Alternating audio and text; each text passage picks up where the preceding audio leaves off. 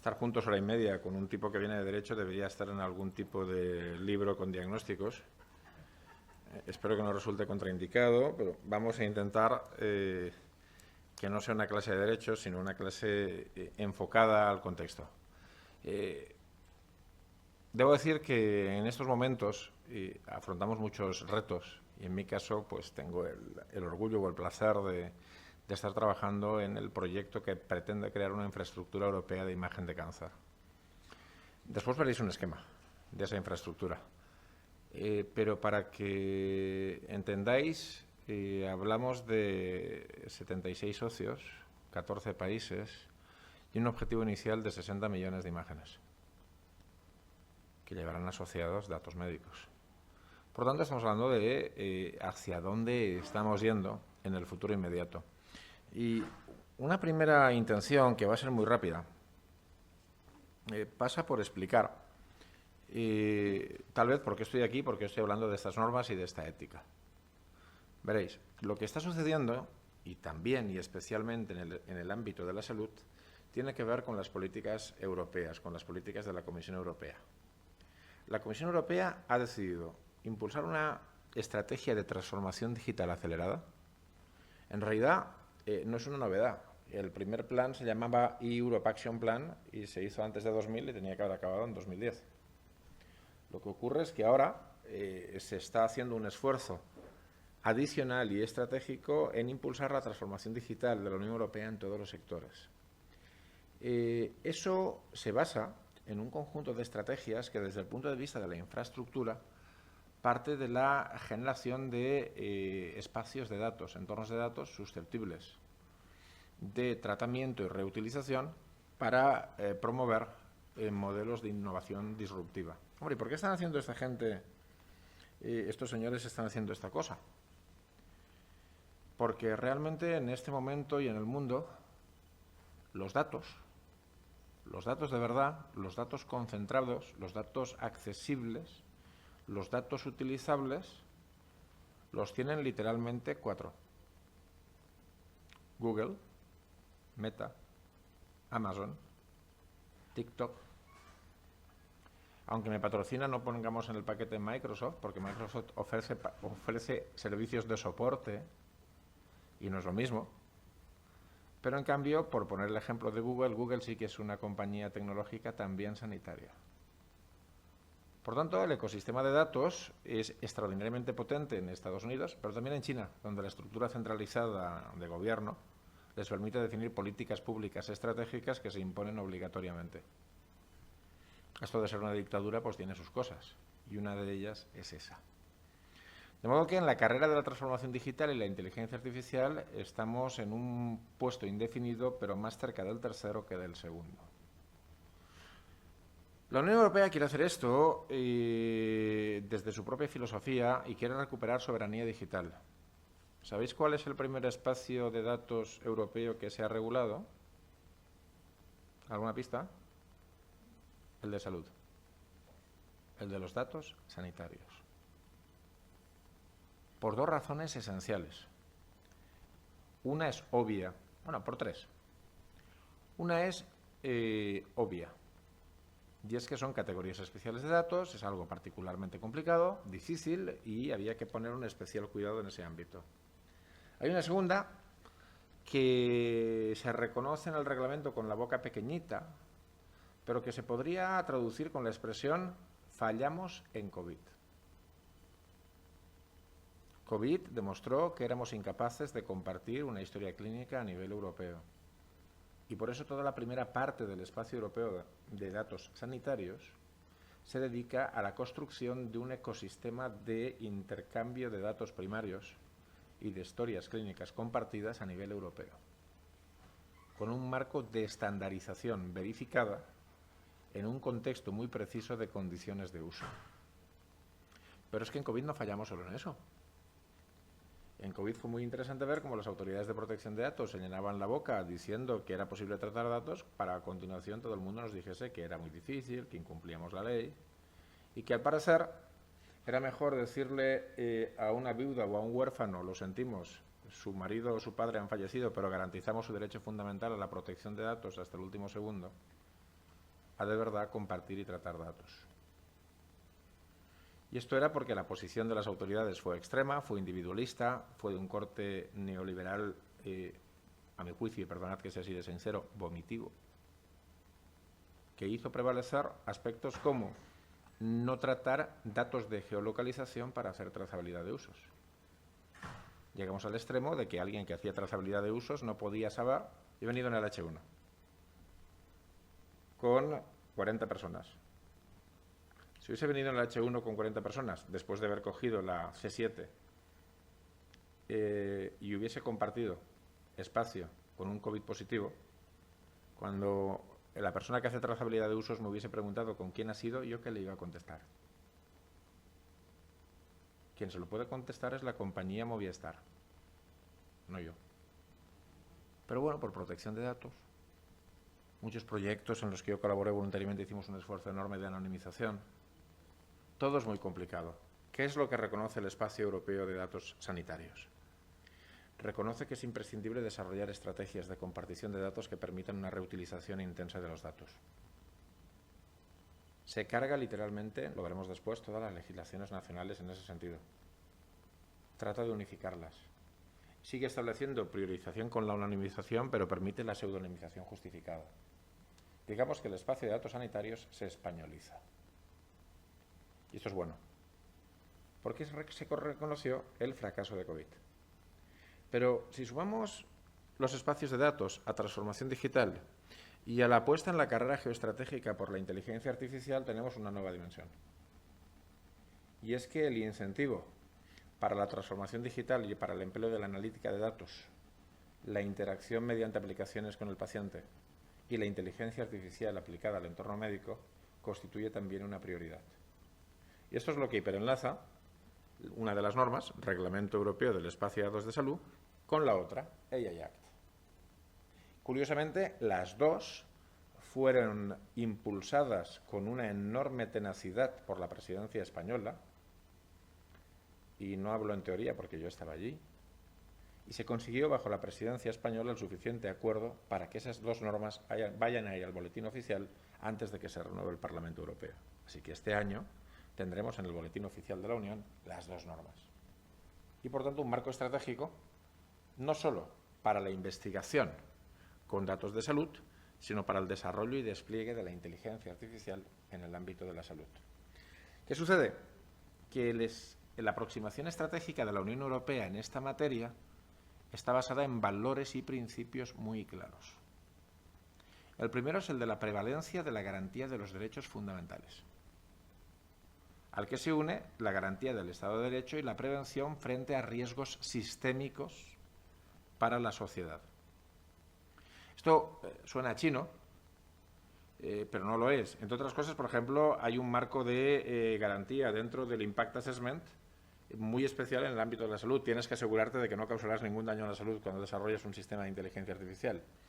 Pero tiene su explicación porque hemos asistido ya a modelos de inteligencia artificial que sencillamente se utilizaban en marketing, en redes sociales, que han sido utilizados para manipular elecciones, para hacer proliferar fake news con la intención de desestabilizar sociedades o arruinar empresas. Así que algo tan inocuo como colocar un anuncio o personalizar una experiencia en red está sirviendo para generar amenazas sistémicas contra países enteros.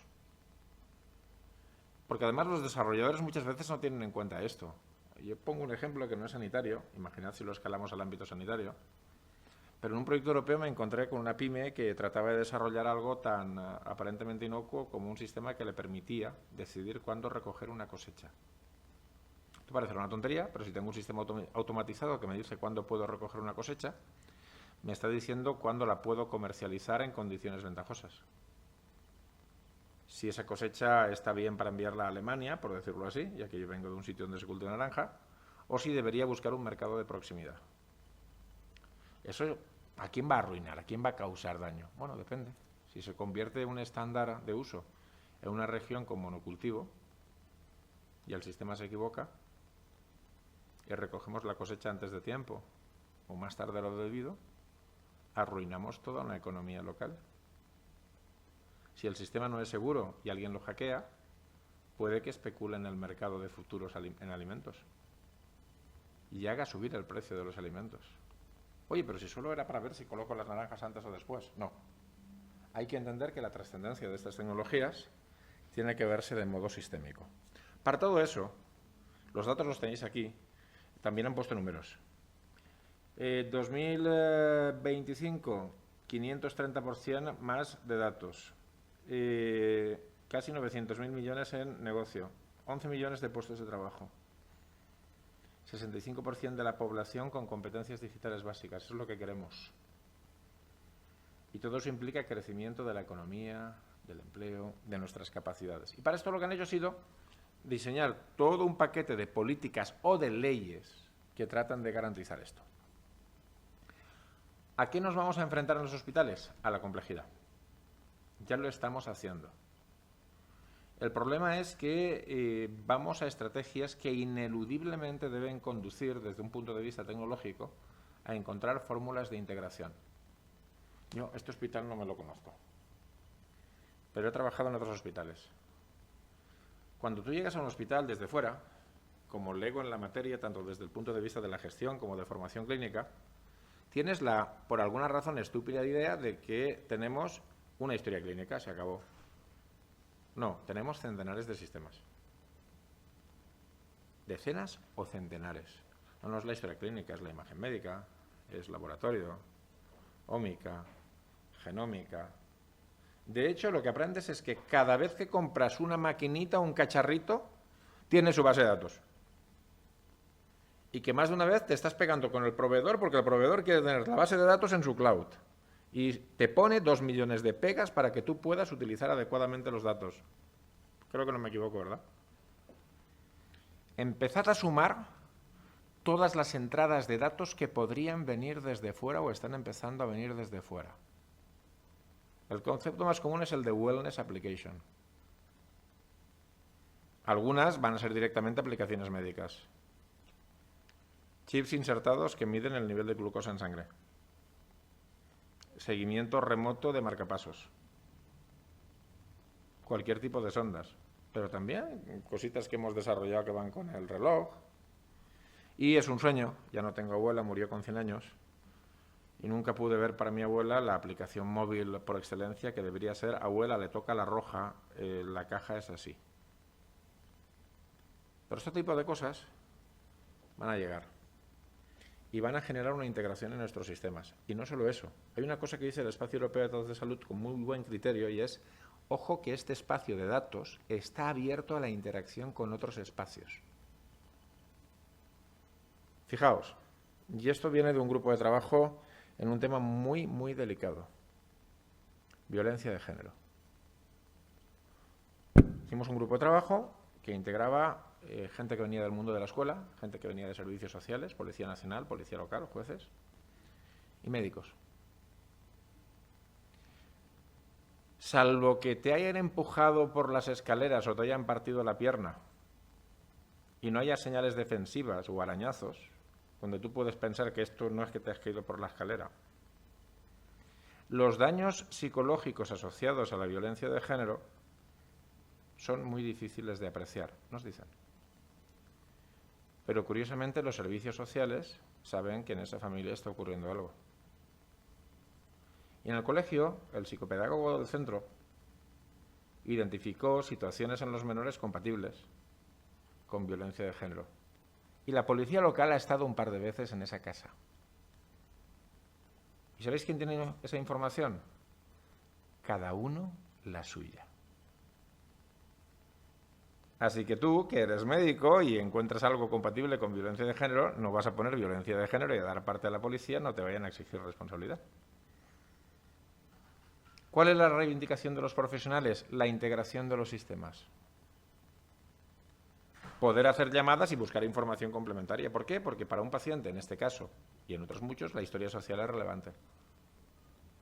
Porque si me llega alguien con un problema pulmonar y trabaja en el campo, en el bancal, pues resulta que cada vez las investigaciones que vinculan cáncer de pulmón con fitosanitarios necesitan de acudir a los espacios de datos que tienen información sobre fitosanitarios. ¿No os parece? No basta con los datos que yo tengo. Por tanto, el nivel de complejidad va a crecer. Tanto que, esto que veis aquí, creo que está, esto es EUCAIM, la Infraestructura Europea de Imagen de Cáncer. Y lo que hablamos en Petit Comité antes. EUCAIM pretende tener la capacidad de analizar datos de cáncer en estructuras federadas en toda la Unión Europea. Lo que veis a la derecha son 5 o 6 infraestructuras previas que ya existen. Estamos hablando que a través de un nodo central alguien llegará y dirá, alguien de vosotros, llegará y dirá, quiero tratar datos de cáncer. Sigamos con el pulmón. Pero no quiero hacerlo como lo hacía antes. Tengo un catálogo de conjuntos de datos y resulta que ya no vengo solo al Hospital Infanta Leonor, que tiene unas ciertas características. No digo que los pacientes del Hospital Infanta Leonor sean distintos. Digo que su ecosistema de vida es distinto de los pacientes de un hospital pequeñito en Girona, al lado de los Pirineos. Coincidiréis conmigo en eso. Así que quiero buscar un nivel de variedad y un marco de comparación sobre este perfil, incluidos rangos de edad o género, en toda Europa. Y aquí te lo vamos a dar. Tú lo vas a pedir. Seguramente habrás entrado antes en este círculo rosa para ver nuestro Central Hub. Allá habrías visto una cosa que se llama dashboard de aplicaciones. Sabrás qué aplicaciones tenemos y qué hacen. Sabrás qué conjuntos de datos tenemos. Y sabrás qué quieres hacer. Y después os lo explicaré, tendrás que pedirlo. Para que yo te los pueda dar, tengo que estar haciendo un esfuerzo tremendo para cumplir la ley. Porque pretendemos ser una infraestructura europea de datos, pretendemos estar justo en el centro de los que pidan datos para estudios transfronterizos. Y eso nos obliga a gestionar una complejidad porque esto que tú haces acaba procesándose en un hospital. Claro, el hospital le tienes que preguntar si se ha planteado cuáles son sus recursos. Quiero decir, al final de mi charla o a estas alturas de mi charla podéis estar pensando, oye, esto es interesante porque nosotros tenemos datasets, conjuntos de datos muy interesantes en ciertas materias, en cáncer, sería fantástico, vamos a buscar a este señor porque los queremos compartir y será excelente. Pero yo os preguntaré y después lo veréis por qué, cómo los habéis enriquecido, validado y catalogado, qué hiperontologías utilizáis, cómo de confiables son, bajo qué condiciones de seguridad está la infraestructura, y si voy a tener la garantía que cuando lance el proceso, vuestro sistema no se va a caer. Porque si el sistema agrega inferencias de sistemas diversos y se cae, no hay ningún problema. Pero si está funcionando en tiempo real, en términos de analítica, y necesita de un balance o de un peso determinado, es decir, si está emulando una red neuronal y vuestro sistema se cae, me dicen los expertos que el cómputo tiene que volver a empezar. ¿Y sabéis qué pasa? La gente que hace cómputo tiene un feo vicio a veces, que es el de lanzar las queries un viernes, esperando recogerlas el lunes por la mañana. Y si el sistema se ha caído, porque ya no tengo 2 proyectitos, sino 25 concurrentes, y no tengo servicio 24/7, ¿qué hago? No sé si me vais entendiendo. Por tanto, no quiero solo que entendáis el nivel de ética, sino en la medida en la que algunos de vosotros podáis ser o tengáis un rol de gestores, entender que esta ética, este cumplimiento normativo, está soportado por una infraestructura, por un conjunto de recursos, sin el cual da igual todos los compromisos éticos que me firme el investigador. Porque si la infraestructura no reúne los recursos y los requisitos, si el conjunto de datos no reúne los requisitos, no puedo investigar, me da igual. Me da igual lo formados que estéis y el compromiso ético que tengáis. Porque vuestras herramientas no servirán. Hay un segundo efecto muy interesante, que es lo que yo defino como empoderamiento de paciente. En EUCAIM vamos a hacer un ensayo sobre data altruism, sobre consentimiento de paciente y manejo de la información. Pero esto que veis a la izquierda, que es uno de los componentes de un proyecto llamado Crane, os lo cito aquí porque no solo es un proyecto europeo, sino que es un proyecto muy próximo, porque su partner es el Sistema de Salud de Extremadura. En Crane quieren hacer algo muy interesante. Quieren desarrollar un recomendador, no es un device médico estricto, lo han excluido que sea un medical device, pero sí un recomendador que siga y apoye al paciente que vive en una zona remota. Es decir, si vives en las Urdes, que es lo que todos conocemos, en una pequeña aldea, y tienes asistencial una vez a la semana, con un médico y una enfermera, digamos que hay 6 días a la semana en los que no hay médico, no hay profesionales. Pero con este cacharrín tú estás monitorizado, así que en función de lo que quieras compartir, que es a lo que voy. Si tú compartiste datos médicos y compartiste un wearable, que te están midiendo ciertas cosas, y compartiste otros elementos, el sistema puede hacer cosas como decirte, seguramente lo dirá de un modo más educado, Ricard, con tu peso y diabetes tipo 2, abro paréntesis, lo segundo es inventado, lo del peso es obvio, no has caminado en los últimos 4 días y además los índices de glucosa que estamos midiendo me dicen que esto de la dieta que tú y yo tenemos pactado va mal. Así que es mi obligación recordarte que la ruta que llevas te lleva a un problema de intensidad en los próximos 7 días. Tú sabrás qué haces. Yo ya te he avisado. Esto que parece una tontería no lo es. Tampoco lo es bajo ciertas condiciones que se atrevan a monitorizar e identificar eventos adversos, insisto, poblaciones aisladas con gente mayor que vive sola, que permitan al menos desplazar a alguien o tratar de enterarse de qué está pasando allí. Y eso depende muchísimo de un wallet consent, o de un consent wallet, para ser exactos. Es decir, de una infraestructura de manifestación del consentimiento que le permita al usuario, de modo muy claro, controlar sus datos y, sobre todo, decidir qué quiere compartir. Porque estos señores, como los partners no solo son españoles, son suecos, quieren compartir cosas como la historia social. Porque a ellos les interesa mucho. Resultado práctico. Vamos a un sistema en el que en usos primarios la nueva ley va a permitir que mi historia clínica sea vista en toda Europa, pero también me va a permitir decidir si oculto información de esa historia. Como contrapartida, en casos de urgencia, el médico podrá levantar el secreto anotando que se trata de un caso de urgencia. Faltaría más. Me va a permitir saber qué facultativo ha accedido a mi expediente.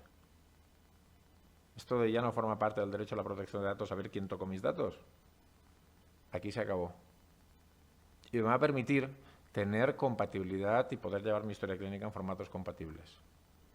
Además de un montón de usos secundarios. Por tanto, hablamos de un paciente cada vez más empoderados y cada vez más, digámoslo así,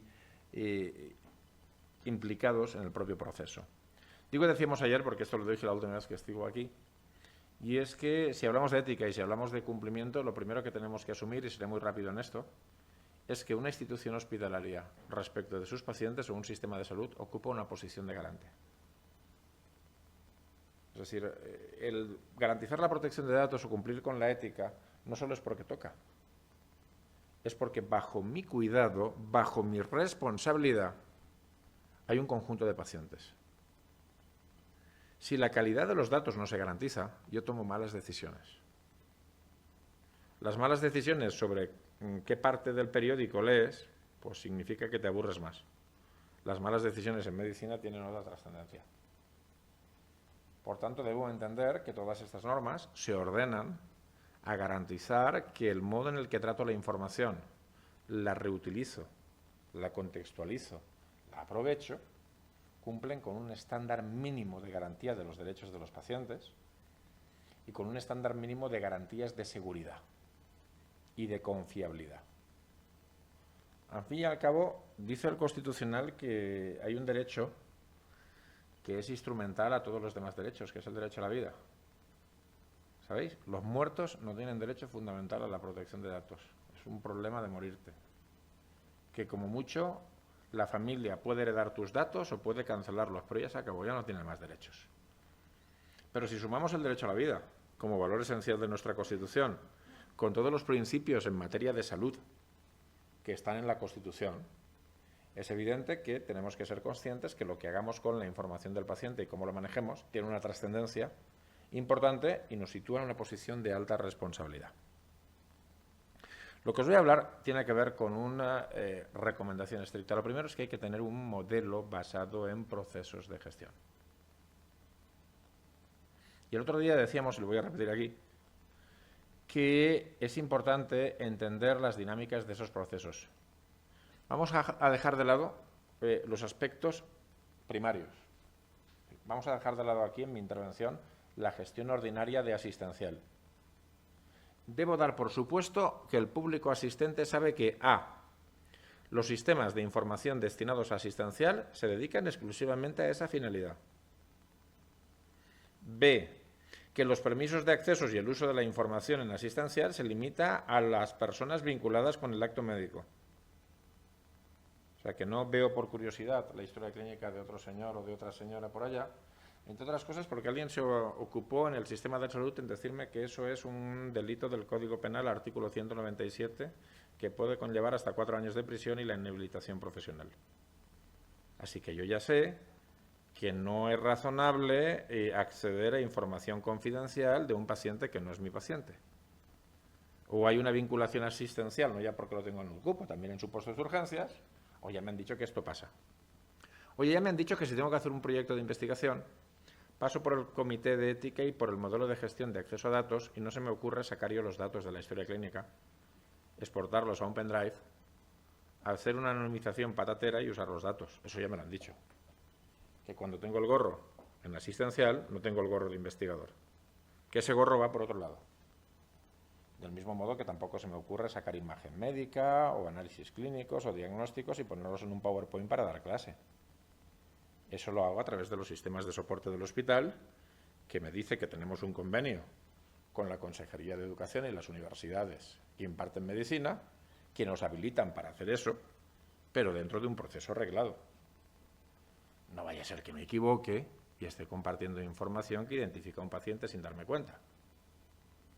No ya por el hecho de que estoy compartiendo información, sino porque los estudiantes tienen el feo vicio de coger los PowerPoints, copiarlos y subirlos a compartidores de apuntes que garantizan que miles de personas van a poder ver los datos de ese paciente. Y eso es una grave brecha de seguridad. Así que, dando por sentado que toda la parte de asistencial nos la sabemos, vamos a ver qué pasa con investigación. Veréis, con investigación lo esencial, desde el punto de vista de la ética y del cumplimiento normativo, aparte de los inputs que os voy a dar sobre cómo funciona esto legalmente, es que la organización tenga un sistema claramente diseñado y orientado por la gestión de procesos. Y tiene varios pilares. El primero se llama formación. ¿Qué significa formación? Formación significa, y desgraciadamente esto no ocurre y no es por vuestra responsabilidad, que no debería haber ni una sola persona en toda la sanidad, ni una, del auxiliar de servicios al gerente, que no hubiera recibido una formación básica en materia de privacidad y confidencialidad. O ética. No hablamos de nada sofisticado, ¿eh? Un curso autoformativo, 20 horitas, cultura. ¿De qué te tendrías que preocupar? Segundo, si trabajáis en proyectos de investigación, a mi juicio es esencial. Cuando me refiero a proyectos de investigación me refiero a manejo dinero porque alguien los financia. Es decir, me puedo permitir el lujo de tener equipo. Pues si tengo equipo, seguramente tengo un project o una project manager. Esa es la persona que tiene que saber mucho de esto. ¿Por qué? Porque aunque sea una cuestión de perogrullo, la persona investigadora debería dedicarse a investigar. Es una cosa extraña, sé que suena raro en España decir eso, porque como investigador universitario sé que tengo un 40% de mi tiempo dedicado a la burocracia o a cosas que no tienen que ver con investigar, desgraciadamente, pero eso debería ser esencial. Esa es la persona. Desde luego los equipos de desarrollo, las empresas que desarrollan tecnología conmigo deberían tener una alta formación, tanto en protección de datos como en seguridad como en inteligencia artificial. Bueno, ya hemos superado esto. Siguiente paso. La primera vez que nos preocupamos por la ética o el cumplimiento normativo en una investigación es cuando estamos rellenando los papeles del comité de ética. Eso es un error. Nos tenemos que empezar a preocupar cuando estamos desarrollando el modelo básico, empezando a pensar en qué vamos a investigar. Con 2 recomendaciones. En la fase de concepción de mi investigación, no limits. El derecho o la ética por ahora no existen. Imagine. Esto que estoy diciendo no es contraintuitivo, no es contradictorio. Lo que estoy diciendo es que si una persona que tiene que diseñar una investigación, que tiene que imaginar otro mundo, empieza a pensar en ese momento en protección de datos, en ética o en normativas, tiende a autorrestringirse. Porque ante cada posibilidad de innovación en la que piensa, lo siguiente es, esto estará prohibido. Y como hay un sesgo de confirmación, que dice el delegado de protección de datos me va a decir que no, pues mira, esto ya no lo hacemos. Porque ¿para qué voy a arriesgarme a que me diga que no? Bueno, pues es justo lo contrario. Hay que diseñar y en la fase de requerimientos, he empezado ya a escribir el proyecto, a pensar qué haré, es cuando hablo con ese delegado o delegada de protección de datos, que salvo que sea manifiestamente ilegal, no me debería decir que no. Me debería decir cómo. Y esta es la otra gran recomendación. La persona en soporte ético y normativo forma parte del equipo desde el primer día. Y lo acompaña en todas sus iteraciones. Lo que estáis viendo aquí es un modelo de desarrollo de software. Pero a nosotros también nos sirve. Oye, nos hemos reunido. Tenemos una idea básica y tenemos algo reconocible como objetivo de investigación. Ahí nos sentamos ya con el experto. Oye, ¿esto cómo lo ves? ¿Superaría un juicio de legalidad? ¿Vulnera un derecho fundamental? ¿Plantea algún aspecto desproporcionado? ¿Nos estamos pasando con los datos que pedimos? Y aquí ya empiezas a modular. Si no hay graves problemas, o si son resolubles, ya empiezas a trabajar en esto. Hasta que tienes el diseño. Ese diseño es el que tú le presentes al comité de ética. Pero tu diseño ya viene con el pack. Tú a esas alturas ya sabes qué normas tienes que cumplir, qué problemas te vas a enfrentar, si hace falta o no hace falta una evaluación de impacto en la protección de datos, si hace falta o no hace falta una evaluación de impacto en los derechos fundamentales en el caso de la inteligencia artificial, si hay que aplicar el modelo de principios éticos del grupo de expertos de alto nivel en inteligencia artificial. Tú a esas alturas ya lo sabes. Y al comité de ética o se lo llevas ya paquetizado, porque lo has hecho, o con el compromiso, el timing y los deliberables, que van a justificar que ese proceso al que tú te has comprometido lo vas a cumplir. ¿Entendéis? Después, la fase de programación, de test o de lanzamiento a mercado, que no tiene por qué afectar a una investigación médica, aunque podría ser así en un medical device o en un ensayo clínico, son procesos en los que ese soporte legal y ético me va a seguir acompañando. Por dos razones. Para verificar y auditar que todo está bien, o porque muchas veces en los procesos de investigación y desarrollo lo que ocurre es que tú introduces cambios, modificaciones, iteras, y si fuera necesario, tienes que tener ese soporte por dos razones. Primero, para reajustar el modelo. Y segundo, para que alguien te diga si es necesario obtener una nueva validación del comité de ética. Esta es mi recomendación. Fijaos, si todavía no os he hablado de vuestras obligaciones, que tampoco son tantas, pero hay que entenderlo. Y hay modelos. Os he enseñado el modelo de protección de datos desde el diseño de la autoridad noruega, pero hay recomendaciones con checklist de control en materia de protección de datos del Comité de Expertos de la Unión Europea y, como veremos después, hay distintas recomendaciones de la agencia. Y de repente nos encontramos con que tenemos el European Health Data Space. Eso necesita un día para él solo. Perdonad que sea así de crudo. Cada una de estas normas necesita un día para él solo, pero una breve pincelada. El European Health Data Space supone un cambio de modelo brutal. Parte de la siguiente asunción. El marco de referencia para la utilización de datos para fines secundarios pasa a ser europeo. Y pasa a estar bajo el control de una cosa que se llamará organismos de acceso a datos. Cada país puede designar uno o varios. Esto es porque en la Unión Europea hay unos países que se llaman Alemania, Bélgica y España, que tienen una estructura federal o regional, parcialmente también Italia. Y por tanto, en esos países es potencialmente posible que surja un organismo de acceso a datos de la Comunidad de Madrid. Así que, si yo quiero compartir datos o estoy en condiciones de compartir datos, se lo voy a decir a ellos. Y si alguien pide datos, se lo va a pedir a ellos. Pero ojo, esto es una autoridad administrativa, ¿eh?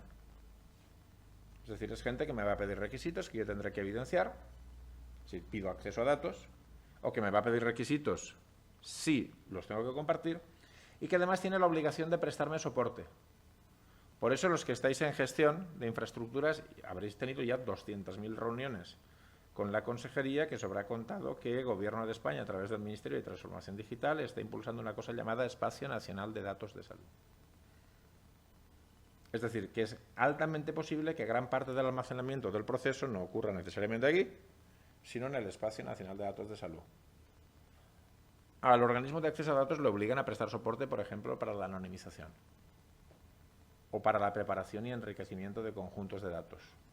Es decir, hay alguien que me tiene que ayudar. En todo caso, esto no es by the face, porque el sistema contempla fees, contempla tasas. No sabemos en qué van a consistir, pero el sistema tiene que ser sostenible.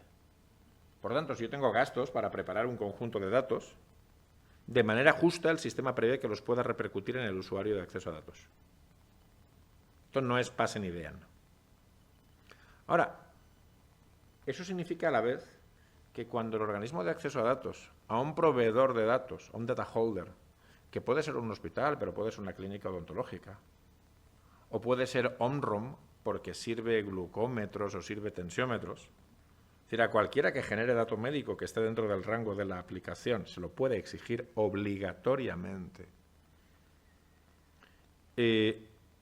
Genera un ecosistema radicalmente nuevo.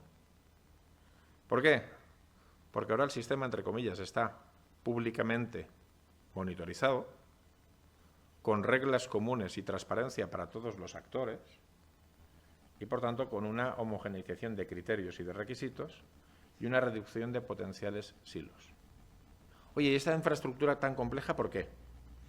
Porque de lo que se ha dado cuenta la Unión Europea es que no podemos compartir datos porque no tenemos los recursos adecuados para tratar datos debidamente anonimizados. O no tenemos recursos para tratar datos pseudonimizados en modo seguro. Y hay que crear esas infraestructuras. Y así se va a hacer. ¿Se entiende? No he traído la diapositiva de la parte fea, que es: te has metido en este lío, has infringido la norma y te voy a sancionar. Hay sanciones. No son multas, pero te puedes encontrar con una privación del derecho de acceder a datos de hasta 5 años. Así que en esto te la juegas, tienes que hacerlo bien.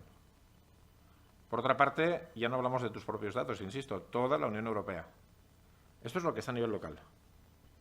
Pero va a haber una infraestructura bajo la supervisión de la Comisión que se llama Health Data EU, que va a gestionar los accesos transfronterizos. Tú vas a poder estar tratando datos simultáneamente en España, Lituania, Alemania y Eslovenia, para que nos entendamos. Y van a haber infraestructuras complementarias que se llamarán participantes autorizados, que es lo que pretende ser la Iniciativa Europea de Cáncer de Imagen. Es decir, un participante autorizado altamente especializado en imagen médica en cáncer, que sea la infraestructura, por definición, de acceso a datos de imagen de cáncer en toda la Unión Europea. Así que, si estáis interesados en la imagen de cáncer, y yo ya no me sé la lista de socios, es decir, igual estoy hablando de un socio del proyecto, perdonad que sea así de bruto, yo buscaría Cancer Image EU y a su líder, que está en España y está en Valencia, que es el doctor Luis Martí Bonmatí, y me informaría, porque creo que lo que vamos a hacer va a ser muy interesante. Lo que es muy interesante también es que se positivan los llamados usos secundarios. Antes ibais a pedirle datos al hospital y el delegado de protección de datos andaba con si son datos compatibles, con si sin consentimiento, con si con consentimiento, de qué manera. Ahora tienes una ventaja. La norma te establece la lista de usos secundarios de tus datos. Van cambiando los colores porque los 3 primeros que tenéis aquí, interés público en el ámbito de la salud pública, con todo lo que viene detrás, actividades para las políticas públicas y la recomendación o estadísticas, son datos de uso preferente para las instituciones públicas. Pero si esto lo pide la Consejería de Salud al organismo de acceso a datos, tiene preferencia absoluta y no le pueden decir que no. Por tanto, esos datos que se consideran estratégicos para la generación de políticas públicas y mantenimiento estratégico de los servicios de salud y de la salud pública tienen un carácter preponderante. Es decir, acordaos, he dicho, fracasamos en COVID. No queremos que vuelva a pasar. El apartado D Os lo he marcado aparte y con otro color porque es lo que siempre hemos hecho. Es decir, hemos hecho actividades educativas, docentes o asistenciales, ¿verdad? O hemos hecho investigación, ¿verdad que sí? Pero fijaos que de repente, después de hablar de la investigación en sentido tradicional, en la letra más en negrita, hablamos de productos, de usuarios finales, de pacientes, de profesionales. Pone incluidos y pone actividades de desarrollo e innovación de productos o servicios. Formación, ensayo y evaluación de algoritmos, incluso en dispositivos médicos de diagnóstico, in vitro, sistemas de IA y aplicaciones de salud digital. Aparece lo digital, aparece la inteligencia artificial, pero uno puede entender que aparece una segunda cosa, que son nuevos agentes, nuevos jugadores en este mercado. Pero oye, ahora al comité de ética igual no le llega solo una petición del jefe de servicio o del investigador en oncología de tal. Le llega la petición de una startup madrileña que quiere mejorar la calidad de la imagen médica desarrollada con productos de N. No se lo está pidiendo un investigador experto en medicina o biología, se lo está pidiendo un ingeniero o una ingeniera. Y oye, ¿y eso por qué no lo apuntas como novedad? Porque esas personas van a necesitar a veces de ayuda y soporte porque no son avezadas en las prácticas propias de los comités de ética. Y lo normal, lo natural es que para mí esta gente no sea el enemigo, sea un aliado estratégico. Además responden a los objetivos de la Unión, que es fomentar el nacimiento de este ecosistema europeo de innovación. Aparte de mejorar la prestación de asistencia, optimización de los tratamientos, etc. Todos estos son los fines secundarios. ¿Qué no puedo hacer? Pues no puedo discriminar.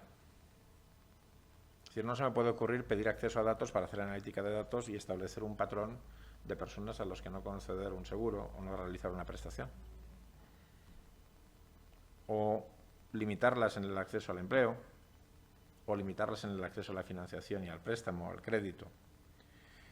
Utilizar esto para hacer actividades publicitarias o de marketing, desarrollar productos justo contrarios a la salud y, en cualquier caso, y esto va a ser importante, actividades contrarias a las disposiciones éticas de conformidad con la legislación nacional. Este va a ser una de las cuestiones que tengamos que ver. ¿Por qué? Porque lo que presupone, yo creo que lo que presupone el legislador es que hay países donde hay una legislación ética muy contundente, muy precisa, y hay otros países donde no hay tanta legislación. Tienes que saber qué es lo que te piden en cada país para asegurarte de que cumples con las condiciones, pero eso será fácil de hacer. Fijaos el tipo de datos, creo que no se han dejado ninguno. Datos sanitarios electrónicos de historia clínica, factores que influyen en la salud, datos agregados sobre necesidades sanitarias, recursos, gasto sanitario y financiación. Por cierto, abro un pequeño paréntesis. Hay algo para lo que debamos estar preparados con el punto B bis. Es decir, este acceso a datos es público con autorización del sistema. Así que váyanse ustedes preparando para que economistas o expertos en salud de facultades de economía pidan esos datos y emitan sus opiniones respecto de cómo gestionan ustedes. Porque es para esto. Por tanto, debemos empezar a entender que estos datos van a generar informes, productos, recursos en áreas de conocimiento antes nunca relacionadas con la medicina, pero instrumentales a la medicina. Es más, pero esto es un prejuicio de universitario de universidad pública. Si encima vienen con un proyecto financiado, lo hacen gratis y sus conclusiones me mejoran, exactamente qué mal hay en ello.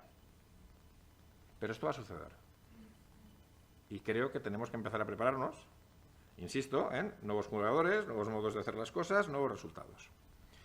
Datos administrativos relacionados con la asistencia sanitaria, incluidos datos sobre dispensación, reclamaciones y reembolsos. No les extrañe la palabra reembolso. Hablamos de Francia, hablamos de Alemania, hablamos de Países Bajos, hablamos de países donde tú pagas al médico y después te reembolsan. Por eso aparece este concepto. Datos genéticos, epigenómicos, genómicos humanos, datos moleculares, datos personales de salud electrónicos generados automáticamente a través de dispositivos médicos, datos de las aplicaciones de bienestar, wellness applications, insisto, del glucómetro, del tensiómetro, del aparatito que mide cuántos pasos camino. Aquí la imaginación va a ser infinita. Y sigo, registros de datos sanitarios, registros médicos, lo tienen la transparencia, pero como pueden ver, prácticamente cualquier dato relevante, incluidos datos obtenidos en investigación específica o en ensayos clínicos, van a estar disponibles. Abro un paréntesis. En el caso de resultados de la investigación que se reutilizan con garantía de los derechos de propiedad intelectual. Es decir, no estamos diciendo me he roto la cabeza haciendo un ensayo clínico o me he gastado una pasta haciendo un ensayo clínico y ahora tienen esto si lo quieren gratis. No, la preservación de los derechos de propiedad intelectual cuando existan debe garantizarse. Y nos ponen deberes. Fijaos, son deberes particularmente obvios. Me pedí los datos para un uso secundario, trataré los datos de conformidad con el permiso que me han dado. Dije que quería estos datos para hacer esto, en el marco de este entorno. Por cierto, una cuestión jurídica que me ha preocupado desde el punto de vista de OCAIM. Nosotros vamos a tener que diferenciar entre quién pide el acceso a datos y quién puede comprometer jurídicamente a la organización. En OCAIM, guste o no, cuando llegue un investigador de este hospital pidiendo acceso a datos y presentando un proyecto, le diremos, oye, fantástico, magnífico, sí, te lo vamos a aprobar. En tu caso, ¿quién firma? No firmas tú. Tú firmarás tus obligaciones de seguridad, confidencialidad y no reidentificación. Pero tengo que tener un representante. En todos los casos, porque quiero saber quién es el responsable e incluso quiero saber, no vayamos a tener además problemas o líos de propiedad intelectual o de otros derechos o de responsabilidad. Tengo que saber quién asume esta responsabilidad. Es muy importante porque exige una práctica y una coordinación que no siempre se tiene. En los hospitales con fundación voy a decir que sí. Pero en las universidades somos muy ácratas. Yo he visto muchas cosas firmadas por investigadores y les he tenido que decir, mira, querido amigo, lo que dice la ley española y lo que dicen tus estatutos es que las obligaciones vinculantes de una universidad solo los puede firmar el rector o rectora o quien, de acuerdo con la publicación en el boletín oficial, tiene delegación de firma en términos competenciales. Así que tu firma no me sirve para nada. Y eso es importante. Más casos. Tienes la obligación obvia de no reidentificar. Por cierto, se han inspirado mucho en la legislación española. Junto al proceso de no reidentificar, hay un proceso paralelo de notificación de hallazgos incidentales. Si yo estoy trabajando con datos pseudonimizados, yo no reidentifico al paciente. Pero si por lo que sea en mi analítica de datos surge una información relevante que evidencia un estado de salud que debería ser atendido, obviamente voy a tener una notificación de incidencias para que el paciente sea atendido. A nadie se le ocurre preservar ya el anonimato. Por cierto, antes de que se me olvide, porque esto es una discusión muy española. Oye, pero si yo estoy trabajando con un conjunto de datos pseudonimizados y yo tengo a ese paciente, ya estoy incumpliendo la ley. No.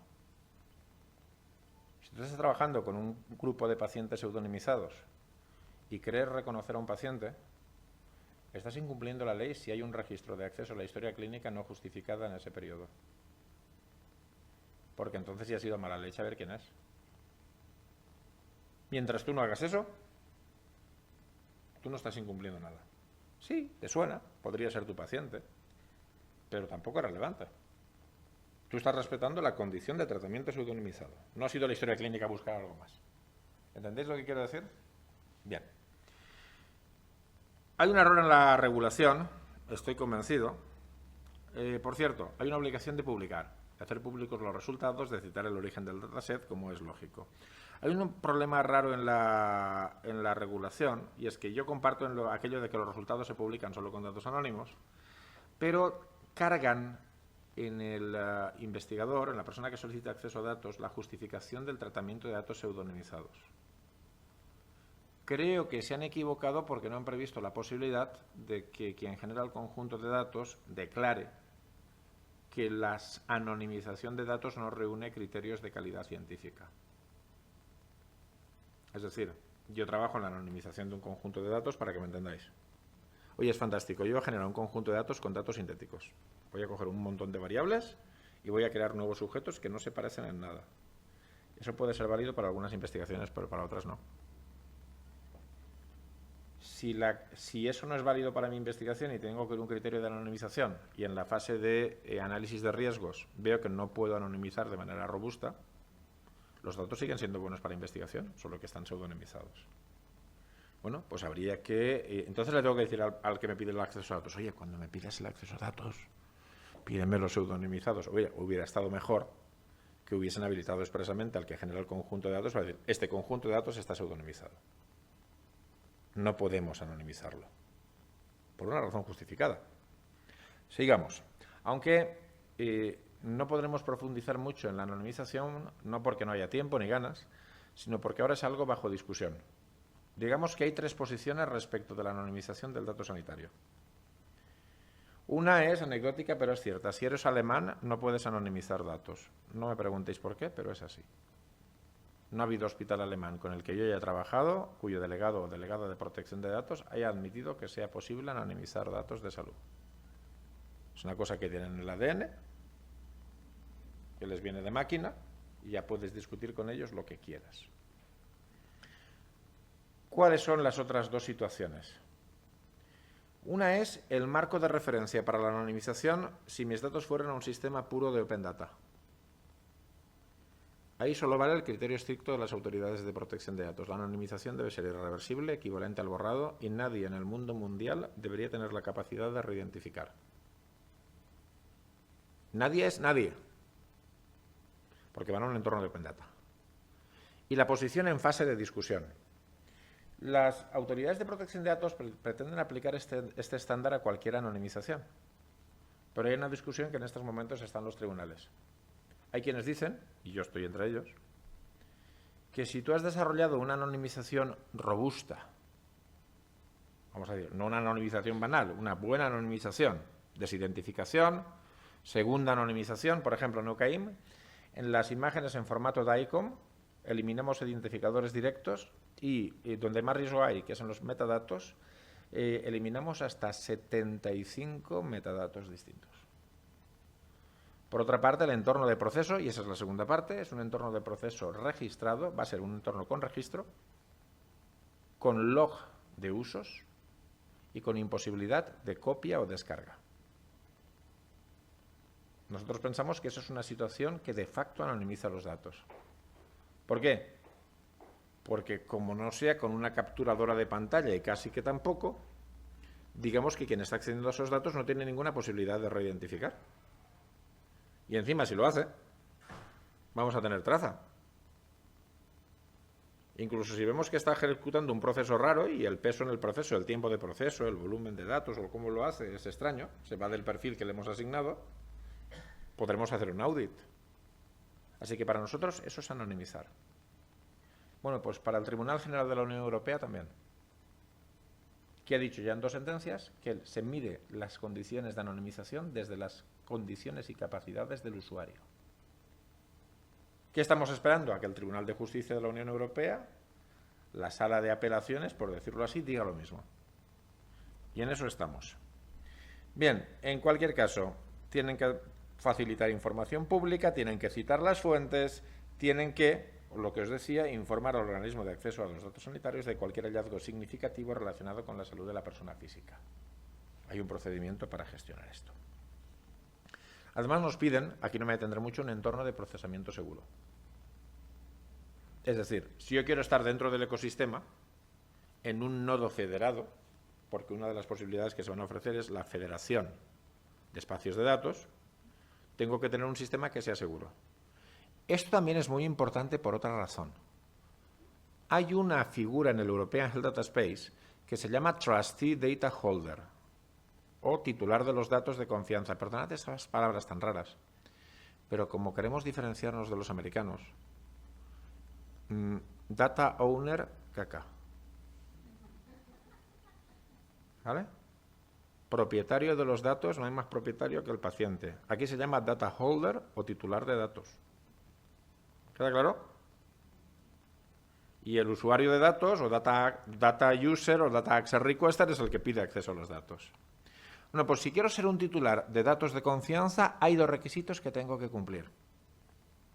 Un espacio de datos, un entorno seguro de procesamiento y capacidad para tomar decisiones de autorización de acceso a datos. ¿Por qué digo esto? Porque lo que le van a dar al Trustee Data Holder es la capacidad de conceder acceso directo a sus datos en un procedimiento abreviado. Es decir, ya no paso por el organismo de acceso a datos. He pactado con ellos cómo lo voy a hacer. Esto está bajo supervisión, no significa que no me controlen, pero tengo los medios que me permiten en relaciones uno a uno darte permiso de acceso a mis datos. Pero si yo no le he demostrado al organismo de acceso a datos que tengo esas capacidades, no me van a autorizar. ¿Qué significa eso? Que hay que empezar a trabajar con los comités de ética. Y que hay que empezar a pensar si hay un segundo nivel dentro de una oficina de gestión de datos que se llama Data Access Committee. Porque no es la misma tarea de decir, no hay ningún problema ético, que verificar que se cumplen todas y cada una de las condiciones legales para conceder el permiso de acceso a datos. La ética es una parte del PAC. ¿Entendéis lo que quiero decir? Si no me interrumpís, ¿eh? Aquí tenéis la diapositiva. ¿De acuerdo? Eso nos lleva, y aquí no voy a parar, pero hay un documento muy interesante que es el documento de la Agencia Española de Protección de Datos sobre espacios de datos. Oye, que nos interesa ser un nodo federado dentro de espacios de datos, habría que poner al equipo de desarrollo, al equipo que lleva tecnologías de la información y a los gestores con competencia para ello y a los mediadores, delegado o delegada de protección de datos o soporte legal, a leerse este documento como si fuera la Biblia, porque ahí es de donde va a sacar muchas especificaciones para saber que en un par de años esto podría ser un espacio de datos o un nodo federado dentro de un espacio de datos. ¿De acuerdo? Porque hay distintas arquitecturas, no me voy a parar porque si no, no acabaría demasiado. Y lo mismo va a suceder con el proceso de datos en términos de garantía de los derechos de los pacientes, y la autoridad ya lo dice. Oye, tú puedes ir a una anonimización muy robusta, pero también hay otras técnicas. Hay técnicas de differential privacy, de computación que utiliza criptografía segmentando los paquetes, la multiparty computation, o de cifrado homomórfico. Problema: dinero. Todas estas tecnologías son altamente demandantes en proceso. Por eso NVIDIA se está convirtiendo en la compañía más importante del mundo. Porque todos necesitamos cada vez más capacidades de proceso. Lo del almacenamiento, mejor o peor, pero el proceso es muy relevante aquí. Y vamos al siguiente, PAC, inteligencia artificial, que era otra parte, si no me acuerdo mal, de las cosas de las que tendríamos que hablar. Creo que... ¿Sí?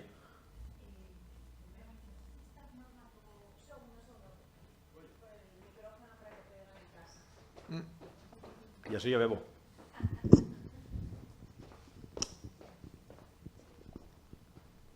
Muchas gracias. Soy Beatriz, soy nefróloga del Hospital Sureste.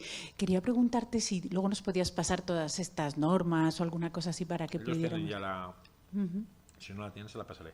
Les pasaré la copia y las normas. Si eres nefróloga y quieres estudiar una norma, ve al médico, ¿eh? Hay que saber un poquito de todo. Bromas aparte, son documentos interesantes que seguir. En este ámbito quiero recordar, espacios de datos, espacio sanitario.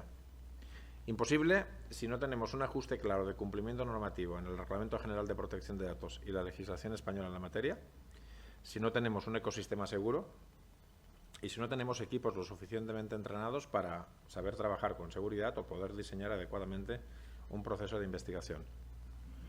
Hay un PAC adicional y yo no sé en qué sitio estoy y por tanto no entendáis lo que voy a decir como una crítica, sino como una compartición de experiencia. Yo me he visto en no pocas ocasiones enfrentado a proyectos de investigación en el ámbito de la salud. Pensad que yo he sido delegado de protección de datos de algunas universidades. No solo hay fundaciones hospitalarias, hay fundaciones participadas. Quiero decir, hay fundaciones, por ejemplo, en la Universidad de Valencia, la Fundación Incliva, es una fundación de la que no solo participa el hospital, sino que como el hospital es universitario, también la Facultad de Medicina. Y me he encontrado muchas investigaciones donde los datos, y yo tengo que hacer un informe a un investigador con plaza vinculada. Es decir, trabaja en el sistema de salud, pero es profesor titular o catedrático en la universidad. Y él ha acudido y ha obtenido ciertos datos del sistema y ha desarrollado N. Y cuando ha desarrollado N, para acabar su tarea, porque se lo pide una revista científica o porque es una aplicación en sentido tecnológico, llega a su delegado o delegada de protección de datos a la universidad, que soy yo, y le pide que le haga un papelito diciendo que todo está bien. Y entonces yo le digo, no, yo para hacerte un papelito diciendo que todo está bien, quiero verlo. Hombre, ¿cómo que quieres verlo? Sí, sí, quiero verlo. No, tú no lo vas a ver porque Dios, que es el comité de ética, ya lo ha visto. Digo, es una pena, yo soy ateo. El comité de ética emite el informe propio del comité de ética. Mi función es garantizar que no se infringen derechos fundamentales. Y el Reglamento Europeo y Ley Orgánica de Protección de Datos valen más que el comité de ética. Así que no te voy a hacer el informe. ¿Por qué? Incumples esto, incumples esto, incumples esto, incumples esto. ¿A dónde quiero llegar? Quiero llegar a que algunas prácticas en comités de ética consistentes en dar por bueno el formulario que siempre hemos dado por bueno generan problemas muy graves. ¿Por qué? Porque tú ya no te estás enfrentando a la investigación con 25 casos de uso con consentimiento informado. Tú estás trabajando aquí con Real World Data y ya no me basta. Vas a necesitar una evaluación de impacto la mayor parte de las veces. Vas a necesitar de unas políticas de desarrollo estratégico de protección de datos desde el diseño la mayor parte de las veces. Y lo que me traes es un informe del comité de ética al que les he presentado un protocolo que únicamente llevaba un consentimiento informado. Así que por mucho que el comité de ética te haya dicho que sí, yo te voy a decir que no. Porque una investigación que requiere una evaluación de impacto en la protección de datos que no se ha hecho vulnera el artículo 8 del Convenio Europeo de Derechos Fundamentales, de la Carta de los Derechos Fundamentales de la Unión Europea, es que también es el 8 en el Convenio Europeo de Derechos Humanos, y el 18.4 de la Constitución. Un reglamento europeo, una ley orgánica española, aparte de la ley 41/2002 y seguramente la ley que regula la sanidad en tu comunidad autónoma. Y si te has leído la Declaración de Helsinki de la Asociación Médica Mundial, verás que el principio básico inicial de cualquier estándar ético es que hay que cumplir las leyes.